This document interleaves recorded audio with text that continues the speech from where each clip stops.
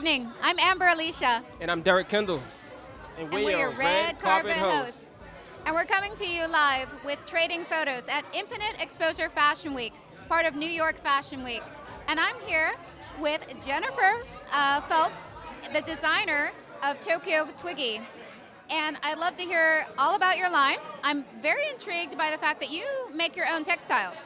Yeah, so I make all my fabrics from scratch. That was one thing that I had a problem when I first started, was finding fabrics that met my vision. And so I realized that you can make your own fabric. So it was like, why do I have to compromise if I can make my own? So it's an extra step, but it also makes it a lot more fun and more customizable. So my line is all about streetwear, comfort, but also making it edgy as well. And it's all easy stuff that can easily be customized for other people as well.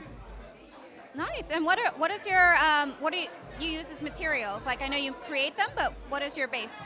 It tends to be different types of like athletic wear blends. So it tends to be different types of stretch wear, athletic mesh and stuff like that. I would like to expand more, but right now, since I'm based out of Indianapolis, so I get my fabrics printed in Indianapolis. So I'm limited to what they have, but it also kind of works out for me because I tend to do streetwear, and the athletic kind of works both ways.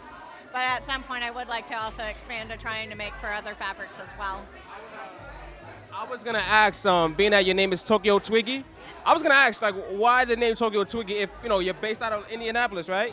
Yes. Where'd you come from with the name? How does that spark up? So that one is a fun story. Was that I studied abroad in Japan for the first time when I was like 14 years old. And people at school used to call me Japan Jenny, and then eventually it kind of molded to Tokyo Twiggy because I was really skinny at the time, and so they would make fun.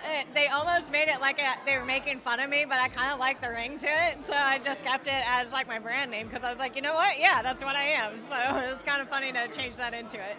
A lot of the times I know childhood trends and things that occurred when you were a child usually sticks with you when you go into your adult years.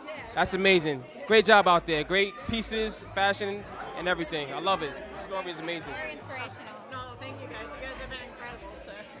And you came all the way here from Indianapolis. Why did you choose Infinite Exposure shows for Fashion Week? So I actually did some shows with CIE magazine in LA, and they were the ones that I saw like through their exposure that Infinite Exposure was doing shows here.